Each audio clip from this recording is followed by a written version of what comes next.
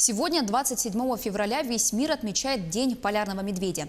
Красивые и благородные, сильные и такие беззащитные. Белые мишки занесены в международную и российскую Красную книгу. Из года в год их становится меньше. Причиной тому являются таяние ледников, разработка нефтяных месторождений и загрязнение окружающей среды.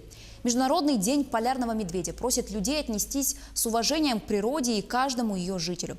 О том, как поживает медведица Харчана в Петербурге, прямо сейчас узнаем у нашей коллеги Айсены Бурнашовой.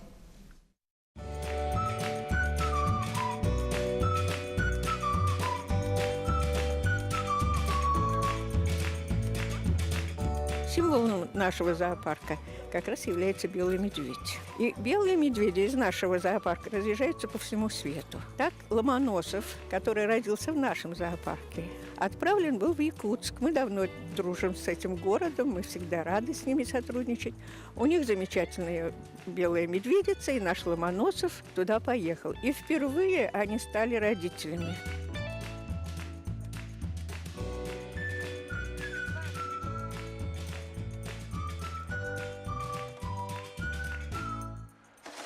Многие называют ее снежинкой, но те, кто с ней работает, все-таки мы называем натуральным именем. Харчана как-то прижилось, пусть оно необычное. Вот. Она по-прежнему игривая, но проявляет свой характер, устраивает на нас, ну, так скажем, охоту. Конечно, не всерьез, конечно, но я бы никому не посоветовала с ней встретиться один на один напрямую. Она так наслаждается. Мне очень нравится. С утра вот ей туфли насыпали бочками.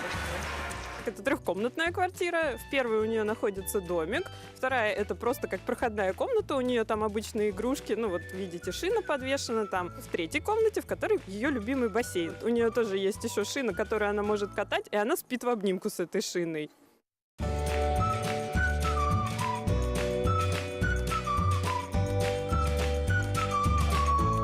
Вы знаете, Харчана, как любое молодое животное, она привлекается с активностью.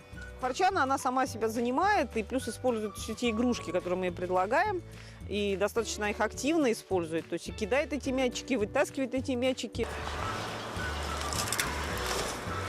Второй.